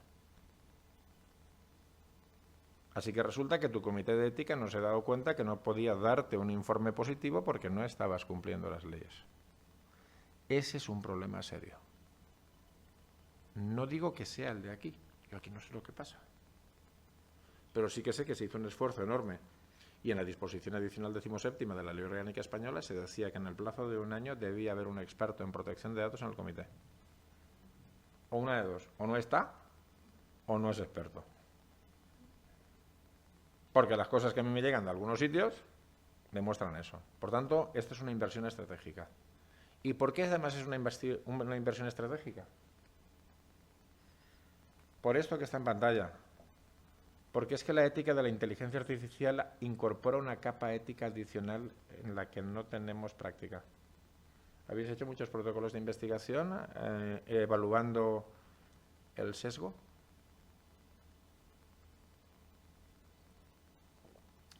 ¿Habéis planteado cuando presentáis el proyecto de investigación, eso sí, porque lo obligan los proyectos europeos, que la población objeto de estudio con Real World Data plantea las condiciones adecuadas de diversidad, disposición regional, género, edad y ese tipo de cosas? Eso sí, porque es que nos obligan. Sí, claro, nos obligan. Aquí lo pone en los proyectos. Si estamos desarrollando algo, aunque sea en fase de prototipo, que va a ayudar al diagnóstico médico, ¿hemos visto si hay algún riesgo relacionado con la explicabilidad? Todo eso lo vamos a ver ahora rápidamente. Lo que quiero decir es que tanto quien investiga como el Comité de Ética va a incorporar nuevas capas de conocimiento que requieren de un esfuerzo. Y ahora me pongo también en el lado de la gente que está en el comité. Es decir, dedico horas de mi vida a esto, no necesariamente remuneradas, y ahora encima me cae todo esto encima. Lo sé porque como experto de protección de datos yo estaba en comités. Y claro, cuando me llegan 20 proyectos, de los cuales son 10 altamente intensivos en datos, pues a cada proyecto me cuesta, si voy muy rápido leyendo, 2 horas de trabajo. Claro, no tenemos recursos. Ni siquiera tenemos técnicos de soporte que hagan resúmenes ejecutivos o checklist y validación. Sí, yo he empezado a usarlo no para esto, pero otras cosas, y está empezando a ir bien. Sigamos. Hay un elemento que yo quiero destacar, pero antes de llegar a ese elemento, quiero que sepáis que en el ámbito del desarrollo de la inteligencia artificial vamos a tener también niveles. El reglamento de inteligencia artificial establece condiciones exigentes para grandes modelos de lenguaje y para sistemas de inteligencia artificial de alto riesgo en la fase de mercado, de comercialización. Pero es más permisivo, es menos exigente en la fase de investigación. Entonces, ¿qué me dice? Si tú vas a trabajar en IA en fase de investigación, me basta con que no infrinjas los derechos fundamentales de nadie y garantices los estándares éticos razonablemente aplicables. Si vieras que la cosa, con perdón, se pone muy chunga, vamos a crear. Lo han traducido muy bien, pero yo me lo he aprendido ya en inglés y no me acuerdo de la traducción. Ahora os explicaré lo que quiero decir. Vamos a crear en cada estado, y en España ya lo hemos creado, una cosa llamada sandbox. Creo que lo han traducido por espacios de prueba. El sandbox es una institución pública supervisada. Es decir, yo pido meter lo que quiero hacer, mi experimento en sandbox, y significa que me van a dejar hacerlo, porque yo voy a generar unos reports, va a haber un soporte seguramente legal, ético y de otra naturaleza, y digamos que mi entorno estará controlado y cerrado, y me dejarán hacerlo porque hay supervisión. Pretenden hacer 2 cosas con los sandbox. Uno es no paralizar la investigación. El otro es que sean territorios para el aprendizaje que les permitan cosas como categorizar sistemas de alto riesgo que no están categorizados, ver si se necesitan innovaciones legislativas. O sea, el sandbox no solo beneficia a la persona que investiga, beneficia al conjunto del sistema. Por tanto, primera tranquilidad. Si estoy en inteligencia artificial solo en fase de investigación, tengo un amplio margen de capacidades. No, ahora me quiero ir a mercado. Bueno, pues para cada uno de estos 3 modelos, a mí hay algo que me ha parecido muy bonito y una muy buena apuesta de la regulación.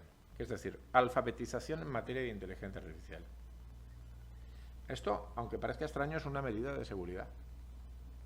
Lo que dices, oiga, cualquiera que esté en este territorio, usted vende IA, usted la está desplegando, usted la está utilizando, a usted le importa. Yo, en esta ley, lo voy a considerar responsable de los daños que pueda causar. Así que usted tiene que asegurarse de que todos los usuarios del sistema de información, de acuerdo con su nivel, perfil y funciones, estén adecuadamente formados y tengan un conocimiento suficiente de acuerdo con el estado del arte. ¿Entendéis por dónde voy? 2 ejemplos. Uno real y uno inventado. Estados Unidos. Por cierto, el que tenga curiosidad sobre esto, hay un documental muy chulo en Netflix y un libro.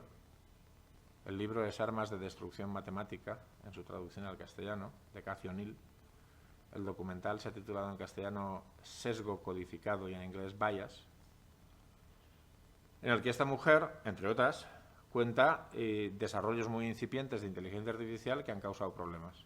Uno de ellos es muy interesante, es un sistema para la analítica del desempeño de profesores en escuelas, creo que primarias y secundarias en Estados Unidos. Aquí lo implantan y, claro, los usuarios del sistema son los que lo alimentan con datos.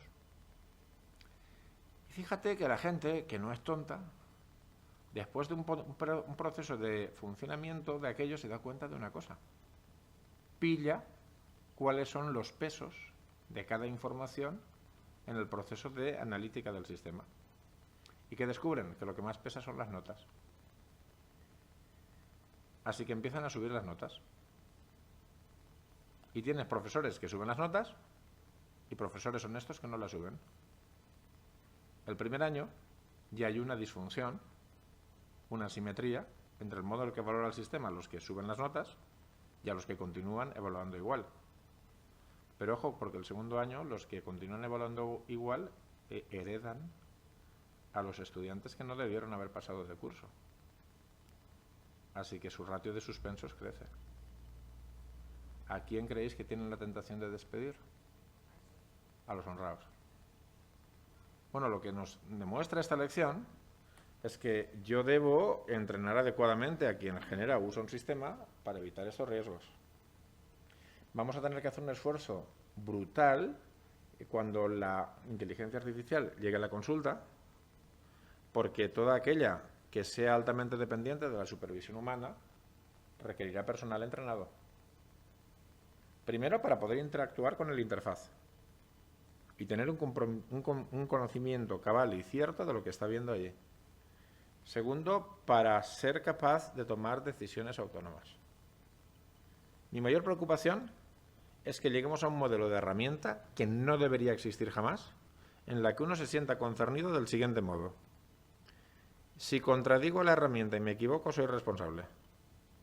Si no la contradigo y se muere, la responsable es la máquina. Que se muera. Perdona que sea así de bruto. Pero si en nuestra vida convencional todo el mundo tiene a atribuir veracidad absoluta a lo que ve en pantalla, y encima está en juego su responsabilidad, o una de dos, o esta alfabetización en materia de IA es muy sólida, o tendremos problemas cuando implantemos sistemas. Porque necesitamos que el usuario maneje bien y sepa dónde está. No os he puesto, pero hay, os adelanto dos cosas, he ido directamente al grano, pero os adelanto dos o tres cosas, tendréis la ley, os la pasaré, no os preocupéis. El sistema lo que hace es establecer tres tipos de sistemas siendo muy genérico. El primero, los sistemas que no son de alto riesgo y que no nos deberían preocupar, pero para los que esto es importante. El segundo son los sistemas de alto riesgo. Los sistemas de alto riesgo están en un anexo que es el anexo 3. Y también son aquellos que lleven como componente principal o como componente de seguridad IA en alguno de los elementos o en alguno de los marcos de mercado que regulan distintas normas. ¿Cuál es una de ellas? Medical Device Regulation. Por tanto, por defecto, casi todos los sistemas que tengan la condición de Medical Device van a ser casi por defecto sistema de alto riesgo. Además de esos, de manera clara, según el anexo 3, lo van a ser los que se utilicen para triaje. Un triaje de urgencias, un triaje de pacientes, y aquellos que se utilizan en entornos de aseguramiento para tomar decisiones de aseguramiento.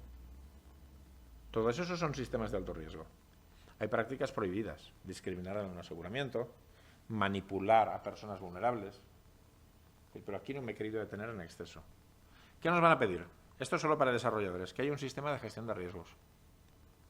Yo, desde el momento en que empiezo a diseñar esto, tengo un modelo de gestión de riesgos. Es decir, preveo las cosas que pueden pasar, adopto las medidas de remedio. No me voy a tener mucho rato. El más importante, datos y gobernanza de datos. Por eso os decía, punto primero, cumpla GDPR. Porque si cumpla GDPR, gran parte de esto lo tendrá. O sea, tendrá una capacidad de garantizar la calidad del dato. Oye, usted tiene que garantizarme, mirad el párrafo 2, que ha tomado decisiones de diseño adecuadas. No, ya, pero es que yo desde el primer día he aplicado protección de datos desde el diseño a mis procesos. O sea, que invertí en saberme bien el GDPR y esto redunda en que yo ahora tengo condiciones de gobernanza de datos. Hombre, pero además asegúrese de los procesos de recogida de datos, de origen de los datos y de la finalidad para la que recogí esos datos. Ostras, pero es que yo estaba cumpliendo GDPR y entonces todo esto estaba muy bien, incluso la información al paciente ya hablaba de los usos secundarios, ya se refería al espacio de datos de salud, ya sabíamos que de este conjunto de datos queríamos generar datasets para investigación. Como invertimos en el paquetito de antes, este nos viene ya de regalo. Ojo, verifique o asegúrese cómo va a preparar, anotar, etiquetar, depurar, actualizar o enriquecer o agregar los datos. Esta fue mi primera más y más dura lección cuando me acerqué a la inteligencia artificial. Oye, yo pensé que esto era magia.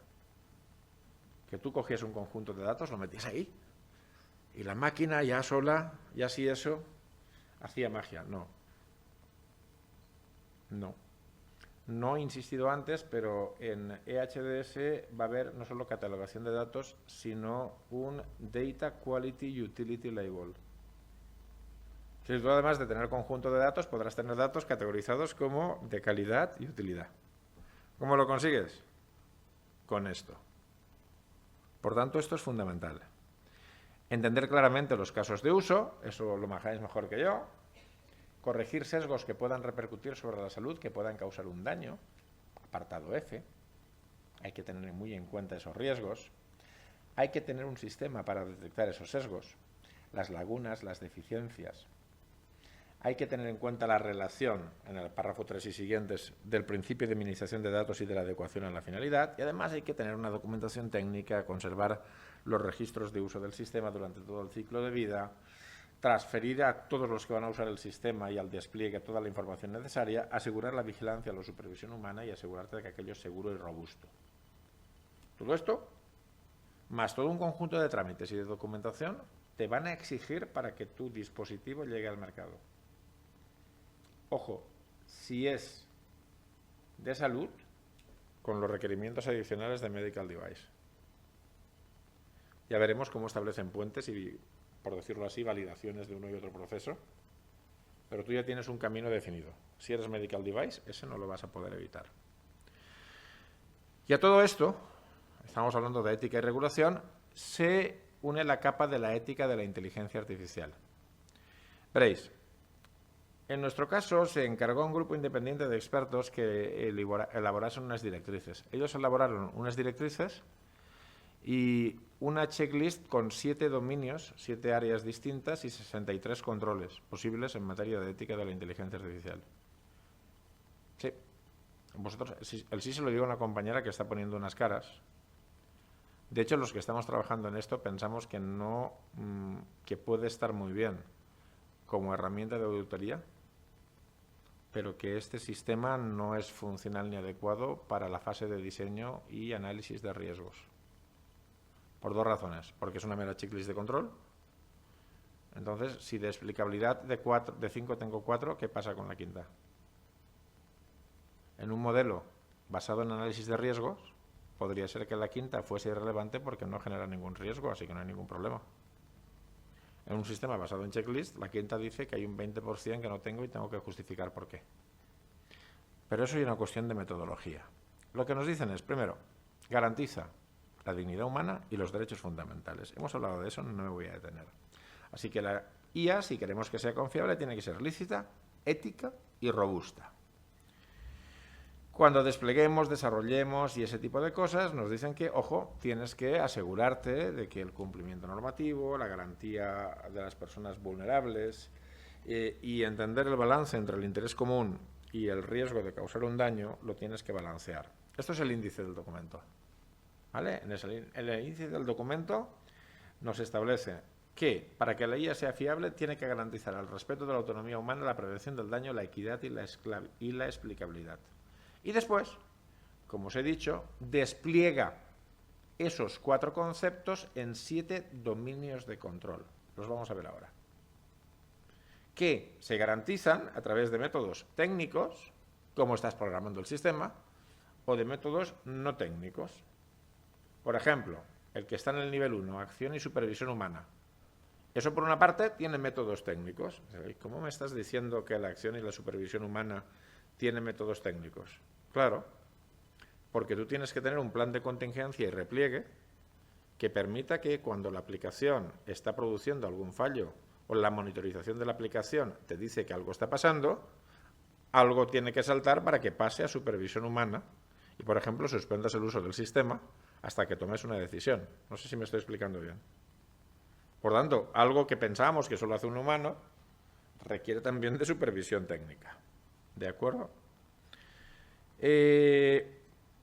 Yo creo que hablar de respeto de la dignidad humana, libertad individual, democracia, justicia y Estado de Derecho a 15 o 20 minutos de acabar no tiene sentido porque lo entendéis todo. Creo que no hace falta detenerse. Desde ese punto de vista, en España hemos trabajado mucho en derechos digitales y vamos a ver cada uno de estos principios. Fijaos, en el ámbito de la autonomía humana nos dicen dos cosas. Uno, esto está para mejorar a la gente. No está necesariamente ni para sustituirla ni para anularla. Esa es una de las dos dimensiones. La segunda, tenemos que garantizar la supervisión y el control humanos. La Agencia Española de Protección de Datos ha dicho, y cuando estáis en mi territorio, esa supervisión y control humano la vais a garantizar en todas las fases. Es decir, desde el momento en que estáis desarrollando el sistema hasta el momento en que lo cerráis y deja de ser operativo. Siempre tiene que haber una garantía de supervisión y control humano, en todas las fases. No, es que yo solo estoy entrenando el sistema, me da igual. ¿Se entiende lo que quiero decir? Y hay un principio que yo no sé, creo que no merece la pena ser explicado aquí. Aquí el principio de prevención del daño y de no maleficencia, seguramente lo que debería hacer es bajarme yo y que lo expliquéis vosotros. Por tanto, no me voy a detener. Hay un problema que preocupa al grupo de expertos con carácter general y es que los beneficios y costes se trasladen de manera distinta a los grupos y que se produzcan sesgos injustos, discriminación o estigmatización. Pero bueno, no creo que sea algo ajeno a vuestra discusión. Yo recuerdo que en los últimos años la cuestión de género, la investigación médica y farmacológica ha sido un objeto de debate profundo en la comunidad médica, por ejemplo, en cuanto a sesgos. Pero ellos ya saben, porque lo han visto en entornos sociales, que la IA está planteando muchos problemas discriminatorios, porque resulta que si llevas un delantal, eres mujer. No sé si habéis visto esos experimentos, pero la imagen te reconoce con delantal y ha decidido que eres mujer. O si eres negro o negra, no te ve. O te asigna un oficio determinado por defecto en lugar de otro. Ese tipo de cosas hay que corregirlas. Uno de los problemas que se plantea es la transparencia. Tiene el principio de equidad, como no causar un daño que limite la libertad de elección, tiene también implicaciones en transparencia. Oiga, ¿qué hay detrás de esto? ¿Hay un sistema de IA? ¿Es transparente para mí? ¿Tengo derecho a que no se use? ¿Puedo hacerlo de otra manera? Se plantea muy seriamente lo que hemos visto en protección de datos en cuanto a minimización y proporcionalidad. Es decir, aquí hay que aplicar un juicio de proporcionalidad entre medios y fines. Os llevo al mundo del derecho. En el mundo del derecho, cuando tenemos que ver si algo limita o afecta un derecho fundamental, hacemos varias cosas. La primera es ver si tiene base legal. Si no tiene base legal, vamos muy mal. Pero imaginemos que la tenga. Aplicamos un juicio de proporcionalidad. Primero hacemos un juicio de adecuación. Oiga, ¿esto que voy a hacer respecto de la repercusión en el derecho fundamental, para lo que yo persigo, es adecuado? O sea, consigue su objetivo. Un segundo de intervención mínima. Vale, sé que consigo el objetivo. Pero de entre todas las medidas que conseguirían este objetivo, ¿es la que menos daño o menos gravosa resulta? No sé si me vais. Y os pongo un ejemplo que no es de ella. Una vez en mi facultad de enfermería alguien quería poner videocámaras para evitar que robasen los ratones de los ordenadores. Pero yo le decía, oye, ¿y pedirle el DNI al estudiante y que devuelva el ratón? ¿No te parece que es menor en cuanto a intervención que tenerlos a todos grabados todo el rato? ¿Me vais entendiendo con ejemplos muy de ir por casa? Una vez he hecho eso, hago un juicio de interés público o de interés general. Oye, ¿esto va a mejorar a la sociedad? ¿Hay una justificación desde el punto de vista del interés general? Si todo eso es sí, adelante. Esto me están diciendo aquí. Esta idea que va a desarrollar, ¿qué riesgos tiene? ¿Este es el mejor modo de alcanzar su objetivo o habría otro que fuese menos gravoso? Si usted ha superado todo esto, además esto es bueno, ¿o es que le ha dado por investigar esto que no le interesa ni al tato y que no produce ningún interés general? Porque si es así, no siga. ¿Me entendéis? La posibilidad de aplicar el derecho de oposición, que tenemos también en protección de datos, y el principio de equidad exige que quien causa un daño paga. Este es un proceso muy complicado, el principio de explicabilidad. Es decir, nos piden que el algoritmo sea lo más transparente posible, que puedan verificarse, pero hay algo que los juristas no leen, que es el párrafo que está abajo, el que pone el grado de necesidad de explicabilidad depende en gran medida del contexto y la gravedad de las consecuencias derivadas de un resultado erróneo e inadecuado. Este párrafo es el que mis colegas de Derecho nunca leen. Entonces os enfrentaréis a muchos colegas míos del mundo del Derecho que dirán, no, un algoritmo en medicina, 100%. La explicabilidad debe ser del 100%. Hombre, ¿cómo 100%? Vamos a hacer una cuestión. Vamos a irnos a cualquier especialidad médica y vamos a preguntarle en qué porcentaje los diagnósticos los explican los facultativos. ¿Cuántos llegan al 100%?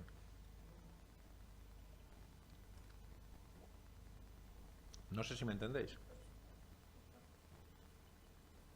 Entonces, si yo licito una aplicación que tiene un 80% y que además no toma ninguna decisión final porque la decisión diagnóstica está supervisada por un humano,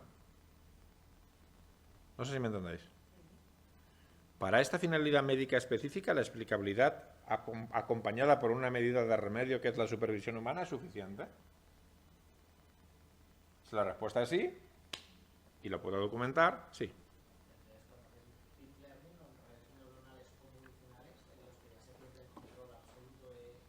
Claro. De lo que es, ahí ya no puede ser perdón.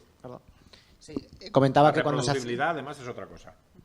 Ahí no puedes reproducir, ni puedes intuir siquiera qué se está haciendo. Vamos a tener que aprender, pero mira, ¿esto se está grabando? ¿Sí? ¿Y se va a ver muy públicamente? Lo podemos editar después para... Imaginad que tú tuvieras un hipotético sistema... Perdón, ¿puedo hacer un aporte? Sí. Lo que decía Jesús, las redes neuronales y las convolucionales en general, todo esto sí que puede llegar a ser explicable. El problema es que lleva mucho esfuerzo por detrás, está en investigación y todo el rollo. Entonces no sé hasta qué punto como es posible legislar algo tan ambiguo. Mira, porque hemos aplicado el principio de prevención. La razón por la que se ha legislado y se ha legislado así, sea cierto o no, sea correcto o no la legislación, tiene que ver con la experiencia adquirida por la Unión Europea en el periodo que va de 2000 a 2016, al Reglamento General de Protección de Datos. Si no hubiera habido un par o tres de compañías muy conocidas que hubieran buscado todos los huecos de la legislación para apropiarse de nuestros datos, comerciar con ellos y convertirse en monopolios de datos en el mundo, acumulando grandes cantidades de dinero, y a día de hoy parece ser, dicen los estudios, y hay demandas ya, causando adicción y problemas mentales a los menores, a lo mejor la Unión Europea hubiera sido más generosa al legislar. Pero como resulta que de 2000 a 2015 la política de desarrollo y transformación digital se consistió en moverse rápido y romper cosas, pues la Unión Europea se ha cansado de que la gente rompa cosas. Es decir, pagamos, es decir, es una estrategia claramente preventiva para gestionar el riesgo.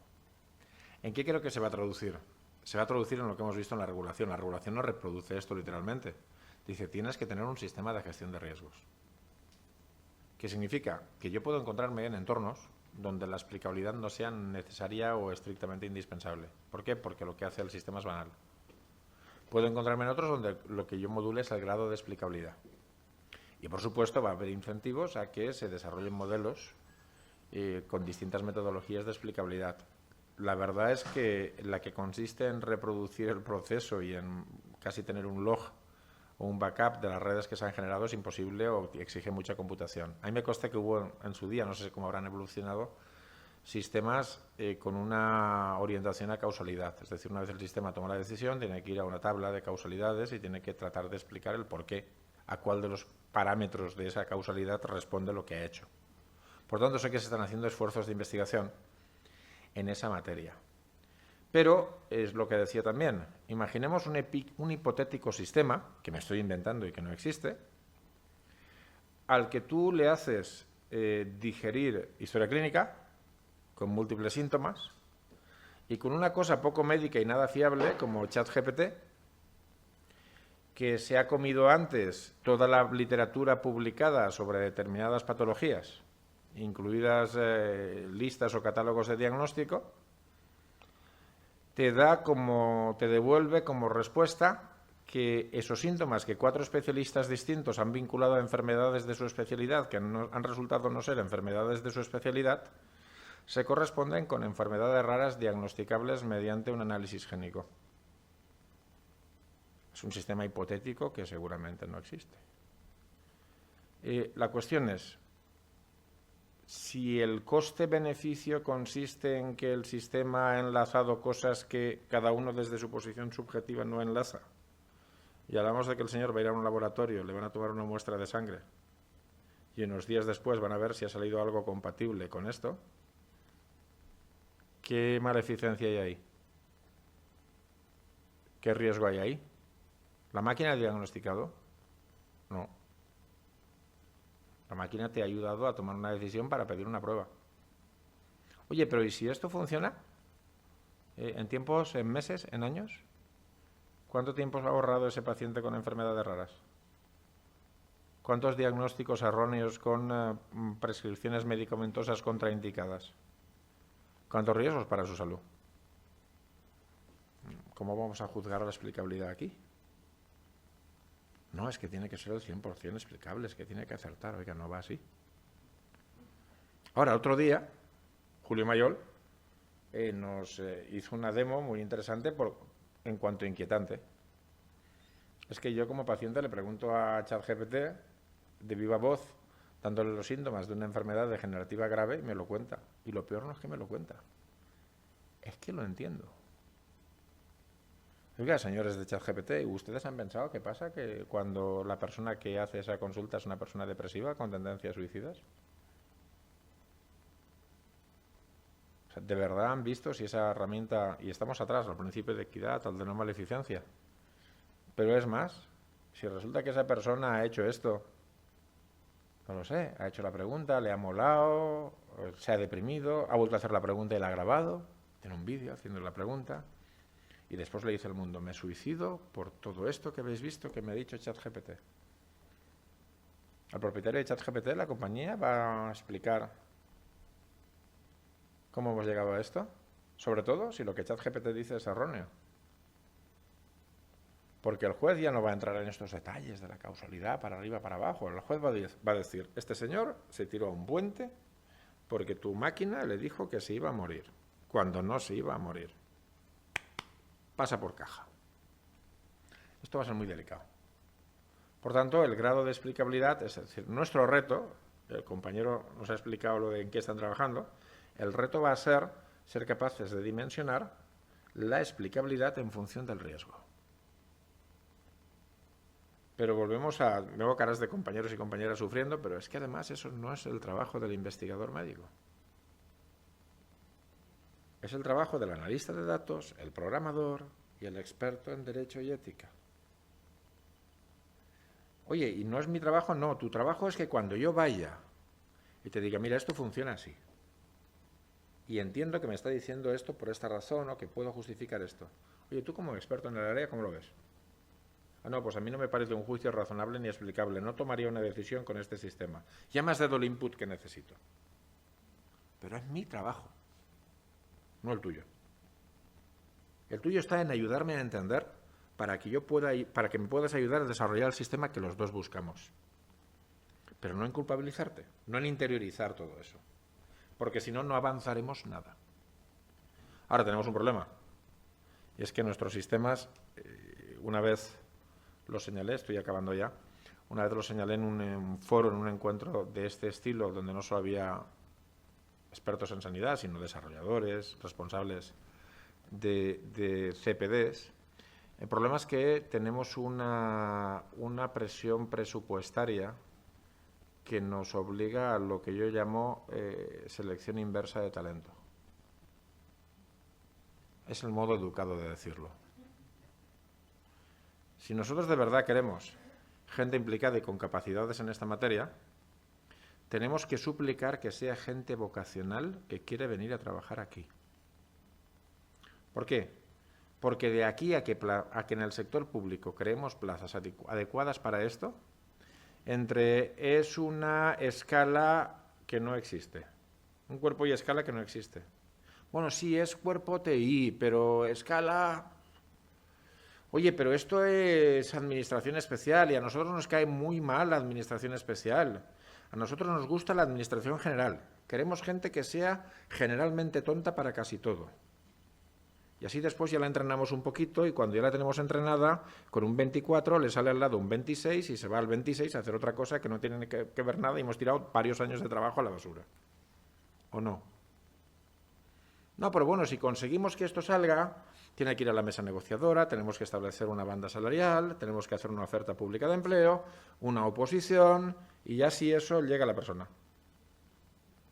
Llega la persona a un puesto de trabajo en el que el sector público le paga exactamente la mitad o un tercio de lo que gana en el sector privado. ¿A qué talento puedo seleccionar? Pero en el peor de los casos, es que cuando tengo gente vocacional con mucho talento que está trabajando conmigo, más o menos a los 2 años, si no ha parado de pegarse tortazos con el sistema, o sencillamente ha adquirido tanta expertise que viene alguien y dice, 3 veces más, 3 días de teletrabajo. Tenemos guardería, beneficios sociales, ¿qué quieres? ¿Quieres que te recojan en coche? Pues lo vamos a perder. Pero esto es una digresión, perdonad. Lo que pasa es que todo esto que habéis visto requiere personal con un alto grado de conocimiento. Entonces, permitidme que os cuente como experiencia personal, aunque se esté grabando, que yo como experto en protección de datos me siento del género tonto. ¿Por qué? Porque yo trabajo en una institución pública, con un salario público y en todo caso con unos incomes por investigación de carácter público. Y me encuentro en proyectos europeos con señores que hacen exactamente lo mismo que yo, que están en el sector privado o están en otros países, y a la derecha de su presupuesto hay un par de ceros más que en el mío. Y me parece profundamente injusto, porque mi talento es el mismo aquí que en Wisconsin. Y jugamos con esas restricciones.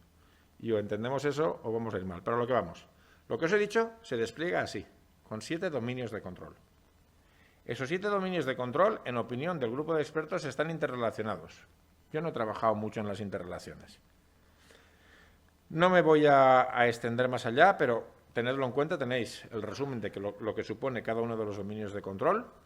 Algunos los hemos explicado. La solidez técnica y seguridad no hace falta señalarlo, pero sí 2 o 3 cosas que habéis destacado aquí que me parecen importantes. Una no tanto. Y es que a mí me preocupa cuál es el grado o el nivel de seguridad que implementamos en nuestros sistemas de información. He puesto en términos de broma o de brecha al que se puede descargar lo que le da la gana, que ya me parece serio, pero en general o yo tengo una gran confianza en la seguridad y resiliencia de mis sistemas o voy a tener un problema serio aquí. Y además debo empezar a pensar que los ataques a los entornos de IA son ataques específicos. Y dice, oye, este chico tiene una visión de espía, ¿le preocupa esto?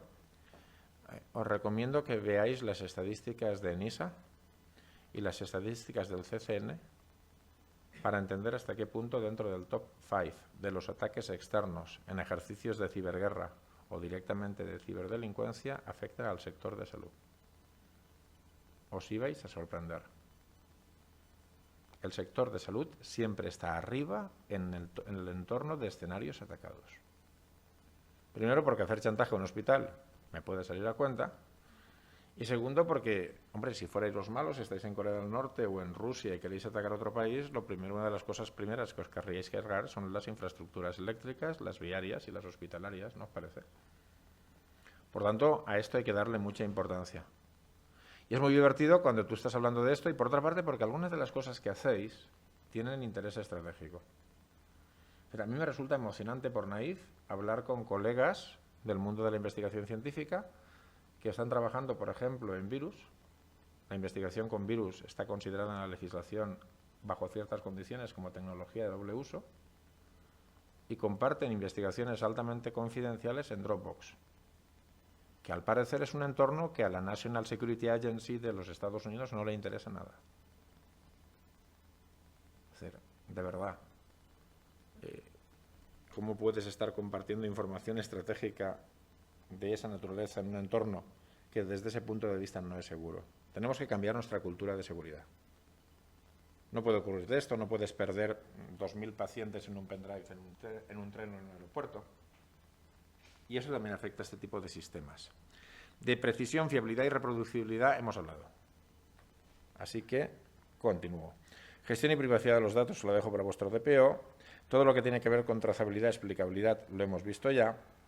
Y permitidme, antes de acabar, sencillamente que os diga que hay una herramienta que yo no acabo de entender, a mí no me acaba de gustar, pero vais al Altai Insight Center y podéis jugar con esta herramienta para ver cómo funciona la checklist de control. Y esencialmente, creo que por mi parte está ya casi acabado, pero sí hay una serie de conclusiones estratégicos para la organización y propios para cada uno de nosotros. Construir repositorios seguros, garantizar la gobernanza, recordar que los pacientes van a empoderarse, tener un enfoque de riesgo centrado en el ser humano y entender que como producto sanitario vamos a estar sometidos a particular responsabilidad. Por cierto, veis que está el enlace aquí. En cualquier caso, en este caso de Data Governance Act, que no he explicado. En cualquier caso, yo ahora estoy abierto a preguntas si las tenéis, porque tenía una hipotética reunión, pero se ha suspendido, con lo que ahora tengo tiempo, si queréis que hablemos de estas materias. Pero creo que es una inversión estratégica, individual y colectivamente hablando. Así que quedo a vuestra disposición, porque todo lo que viene después es larguísimo, y lo tenéis. Tenéis las metodologías de la disposición adicional 17ª, tenéis todas las recomendaciones de la Agencia Española de Protección de Datos a la que me he referido, tenéis criterios relacionados con el diseño de la inteligencia artificial y tenéis también incluso una referencia en la guía de la Autoridad de Protección de Datos en materia de criterios de auditoría. Todo eso está en la documentación. Yo ya sabía antes de empezar que en 90 minutos esto no daba de sí, pero por lo menos os he dejado la documentación para que tengáis las fuentes y podáis acudir a ellas si lo deseáis. Pero al final hay un elemento esencial en esto. La lección aprendida no es que hay que saber de todo esto, aunque tengáis curiosidad y me parece legítimo. La lección aprendida es que la integración en los equipos de personal con capacidades es esencial. Y vosotros, con una cultura general sobre esto, habéis adquirido una dimensión de, ostras, esto de la protección de datos me tiene que preocupar, trabajar de modo seguro me tiene que preocupar, tengo que saber a quién reportar, y si me meto en el territorio de la inteligencia artificial, sí que van a haber ciertos requerimientos éticos y ciertos controles que voy a tener que aplicar. Vale, muy bien. Esto ya me lo sé. Pero dentro de mi equipo, ¿quién me puede o me debe ayudar? Si me voy a un proyecto europeo, ¿qué partner estratégico voy a buscar? Es decir, ¿puede que deba buscar 2 hospitales menos y entidades con otro tipo de expertise? No sé si me... Tiene que llevaros a tomar decisiones estratégicas. Porque es tan amplio, es tan complicado, es tan exigente, que sin soporte experto es muy difícil de conseguir. Y esto es lo que os quería decir.